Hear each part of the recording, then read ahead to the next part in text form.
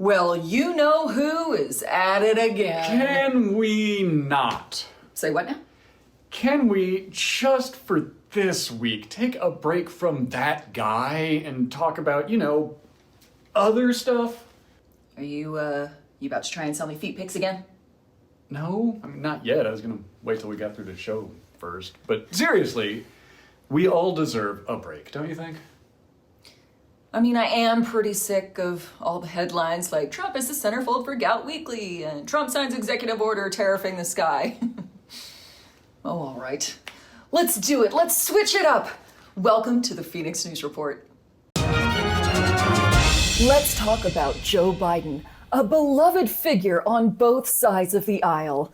A new book is out claiming that his inner circle hid the severity of his mental and physical condition even from his own cabinet. Excuse me, a nuclear warhead is coming, right at us. Can I talk to the president, please? No. Okay, well, can you tell him I stopped by? The book also claims that Biden was on the verge of needing a wheelchair and failed to recognize George Clooney at an event. That's crazy. You don't even have to recognize George Clooney. Your body will do it for you. I am hard as a diamond right now just thinking about him. Cool. Thanks for that info.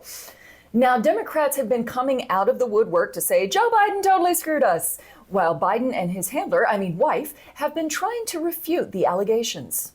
So we went to work and we got it done. And, one of the things I'm Alyssa, Yep, seems like it's going pretty well. Look, Joe, I'm afraid there's only one way out of this PR nightmare. If you want to prove that you've still got it, you're gonna have to fight Jake Paul. Let's check in on the economy. Americans are putting off major decisions like having children or buying a home amid economic uncertainty from tariffs. Most notably affected was former Congressman Matt Gaetz, who faces a 125% tariff on his new girlfriend.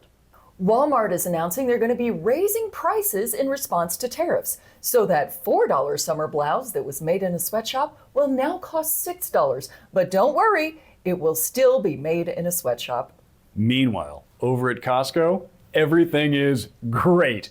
They have got these cinnamon rolls that you can just heat up. They just melt in your mouth. So good. Is that relevant? Why wouldn't it be?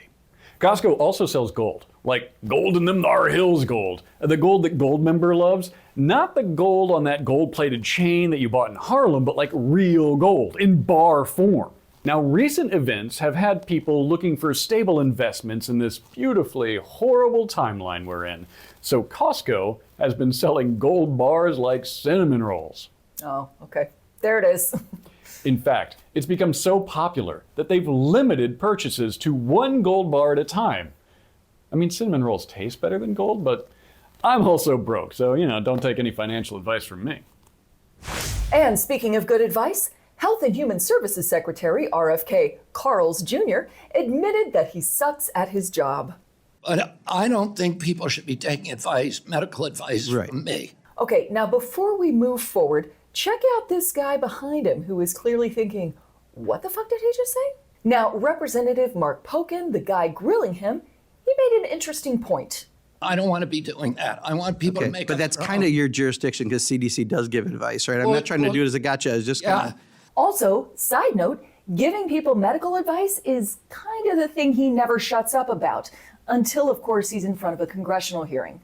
Well, anyone might be a bit confused after Junior took his family to go swimming in Rock Creek Park, which is not allowed due to dangerous levels of bacteria. Aw, sounds like the brainworm just wanted to see some family too. You know, I heard he had to eat 3 roadkills on the drive home to settle his tummy after that swim. No doubt. Now, I have to say, I do appreciate his honesty because he's right. We should not be taking medical advice from him. And that's a good start, but here are a few other things we need to add to the list of things you shouldn't take his advice on. Let's see, there's skincare, beach vacation planning, roadkill disposal, managing household employees, and social media. By no means an exhaustive list. Let's turn now to some legal news in our segment, Law and Disorder. Stephen Miller, seen here being only 39 years old, has suggested that we suspend habeas corpus for even elected officials, leading some to say that we are suddenly in a fascist state, which is shocking. I mean, after the Cold War, the Patriot Act, extrajudicial drone killings of citizens, and a widespread crackdown on peaceful college protests, who could have seen this coming? Meanwhile, MAGA activists have been allegedly sending pizzas in order to intimidate federal judges who have ruled against the president. I mean, that's pretty wild because my boss does the same thing to me each quarter on Pizza Party Day. 2 slices and back to work.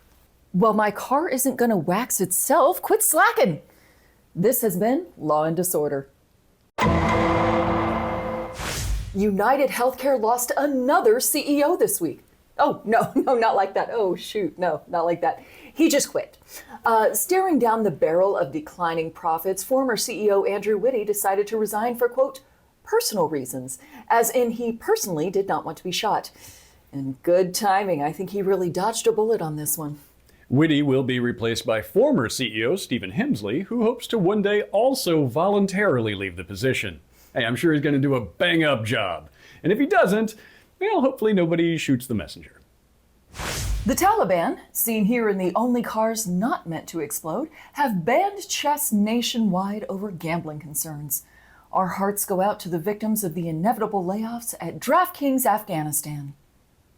And now let's take a trip through the world of social media in our segment, Insta-Grim. Noted internet weirdo and possible CIA asset Mr. Beast took out ads to wish himself a happy birthday. This is an obviously weird thing to do for somebody whose name doesn't rhyme with Elon Musk, but we do prefer it to his original plan of paying 100 poor people $10 each to arrange themselves into a happy birthday shape while dodging traffic on the interstate. A video went viral on TikTok for arriving at a controversial conclusion.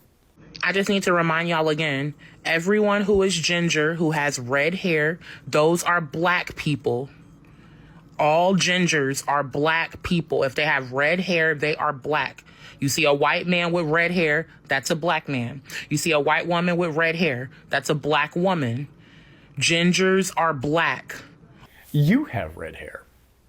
Does that mean that I am going to turn that over to someone more qualified, our chief black auditing correspondent, Mike Dynamo. I heard what's been going viral all over the internet is that gingers are black. At first I heard this and I was like, that's weird, you know, what a strange thing. Now, to be fair, I have definitely met some black people with like red hair, red skin, red everything really, but all gingers? What if every red-haired ginger person I've ever met, and what if we were like the same? Wow, it's a lot to think about. And I'd rather they be on my side than anybody else's. So come on over, redheads. It'd be nice to have you. Twitch streamer / political commentator / U.S. friggin' citizen Hassan Piker was detained coming back into the country for, having opinions. We arrived at questions about what my opinions were on Donald Trump. And I thought that was strange, but I was honest. At first I said, what does this have to do with anything? But then I told him I don't like Donald Trump. After that, he asked me about my opinion on Israel and my opinion on what's going on in Gaza. And whether or not I found Hamas to be a resistance group and found the Houthis to be a resistance group. Did I like the Houthis? Did I like Hamas? Did I like Hezbollah? So if you're like us, you also have opinions, enjoy travel, and don't want to get locked out of the country because all your stuff is here. So here are some travel tips to help you get home in a jiffy. First, before traveling, throw your phone into the fires of Mount Doom. It can incriminate you if it melts. Secondly, delete all of your social media profiles and swear off social media forever. That's actually not just travel advice, it's really good life advice. 3, read everything you can about the 1967 New York Mets. Anytime you're asked a question in your interrogation, keep leading the conversation back to that subject. You don't have opinions on the Houthis, but you sure do have opinions about the 1967 Mets. This will be annoying for them and hilarious for you. And finally, never underestimate the power of a good, old-fashioned bribe. A gold bar pulled out from under your scrotum is an excellent way to say, so are we done here? By making just a few small changes, you can keep globe-trotting freely. Good luck out there, and consider not flying, y'all. Speaking of other countries, Andrea, how is your knowledge of New Zealand politics these days? Encyclopedic. Thanks for asking. Great. Then maybe you can explain to me why the New Zealand Parliament just issued its harshest punishment ever against 3 Maori members. Well, do you remember when they did that Haka in the Parliament to protest a bill that was screwing them over?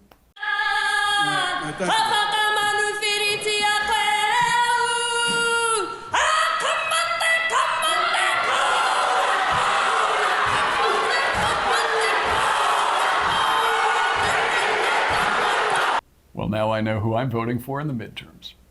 The good news is that this bill led to the biggest friggin' protests ever over Maori rights and was eventually voted down. But for daring to get really pissed off in a very culturally appropriate and frankly awesome way, the 3 leaders of the Haka all got long-ass suspensions, which has never happened before. As a white person and a raging lefty, I am feeling very conflicted right now because I really want to culturally appropriate that form of protest. Why can't we do some kind of loud, fierce dance to fight for our rights? I mean, I don't know, man. Last time I saw you dance like that, you were covered in glitter and knocking over tables. Maybe next time try it without getting blackout drunk. And now, let's take a look at the world of transportation. Transportation Secretary Sean Duffy said that despite several incidents, flying to Newark Airport is perfectly safe. Would he let his own wife fly there? No, absolutely not. What are you, fucking crazy? Listen, it's the airport I use as well. By the way, my wife was flying out of Newark tomorrow. I switched her flight to LaGuardia. But for you guys? No, totally fine. Go ahead. Sure, all the flights will be delayed, and sure, air traffic control will be communicating with the planes via Morse code and ESP, but it is perfectly safe, and that is why he's not touching that place with a 10-foot pole. Relax, you guys. The world was shocked this week with the announcement of no, not the collapse of society, and no, not nuclear war with Greenland. The world was shocked with the announcement of the first mass production flying car. Klein Vision out of Slovakia debuted the prototype air car. With a flight range of 621 miles, a cost of around $1 million, and a 2-seater length that would make a porn star blush, the air car is mostly pointless and expensive. It should sell very well. Many were surprised to see the first flying car come from any company other than Tesla, as this sort of rich twat nonsense is right up Musk's alley. But while he didn't win the race to the flying car, he did create the first electric car to rival the Gremlin's uncanny knack of ending up on fire. And speaking of Elon, a bunch of Tesla employees published an open letter calling for Muskadoodle to step down as CEO and get his lousy mojo away from the company. They pointed out that Tesla is the only electric vehicle brand that has declining sales, and that decline is directly linked to Musk's work with Doge. Naturally, Elon threw the Doge a bone and fired at least one of the employees who signed the letter. When somebody created a new Twitter profile just to repost the letter on X, Musk's free speech protections kicked in and promptly suspended that account. To his credit, Musk has extended an olive branch to the disgruntled employees. He has offered to impregnate any of them or a surrogate of their choosing. Terrible news for anyone who likes being here and wants to stick around. Scientists have moved up considerably the death date of the universe. They now calculate that the eventual heat death of all matter in existence will happen in 10 to the power of 78 years, compared to the previous 10 to the power of 1100 years. So, sorry guys, looks like we're all still on for the midterms. Austin, do you ever catch a glimpse of something as it speeds past you in a blur? What, like a streaker? Maybe a very fast streaker, but no, I was thinking more like a bullet train or a hawk, because according to a new study published in Nature Communications, a magazine we all collect and read obsessively, while you or I might see a blur, people with faster eye movements might be able to see the same thing clearly. It's called your visual speed limit. So, some people can see all the bouncing naughty bits of the streaker. Is there a video? No, okay, you are totally missing the point here. Listen, this new research could explain how some people are better at tasks than others, like, say, flying a jet or hitting a baseball or looking at streakers. I get it now. Okay, this really is a breakthrough. I mean, okay, once the streaking community puts together a spreadsheet of the eye movement speed of cops, we will be able to better evade them while showing our glorious tubes and holes to the adoring public. Hey, it's so good. Janine, I love it. Before the pants come off, can you? Hey, Janine, what are you doing? Why? Thank you. And finally tonight, a tourist at a wetland park in the Philippines climbed a fence to get a picture with what he, for some unknowable reason, believed to be a fake crocodile. Unfortunately, he didn't consider why someone would place a statue of a crocodile behind a fence that you had to jump over until the croc was trying to bite his leg off. The operatives of the park managed to get the tourist more or less whole out of the croc's mouth hole and to a hospital. He needed a lot of stitches. The park put out a statement reminding visitors that the animals are real, wild, not statues, and very bitey. That wraps up this week's episode, and we hope you enjoyed a little break from you-know-who. Let us know in the comments if you liked this or our regular style better. Also, next week, you'll get a break from this freak, as he'll be on vacation in a much freer country with better weather. And I assume an incinerated cell phone. Till next time, keep flying, y'all. Love you. Bye. I'm just gonna let you keep doing that forever.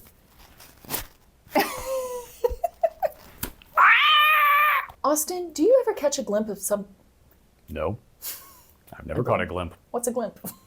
I don't know what that is. But you know what those are? Patriot Act, extrajudicial drone killing, that's a tough word to say, extrajudicial. We should not be taking medical... This should be having medical advice.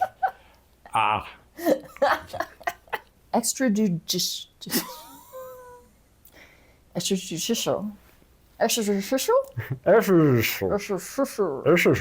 Like you're having a stroke. Extrajudicial. Yeah.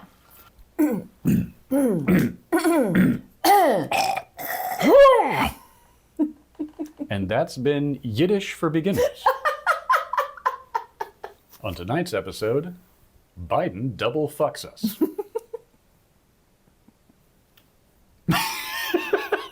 Sorry, we're being professional. Very prof. What do you got? With the pulling out the gold bar, can we really, Yes, we can. I really want you to be uncomfortable while you're doing Okay. And I know that you can do that. Yes, yeah. As it turns out, I watched the autoerotic asphyxiation with my mother-in-law last week, and that was fun. She enjoyed that so much. Enjoyed it. And then the extra bits at the end, where it went on. Yeah. Yeah. Great. Hi, Marilyn. Married into your family. We love you so much. You're our favorite.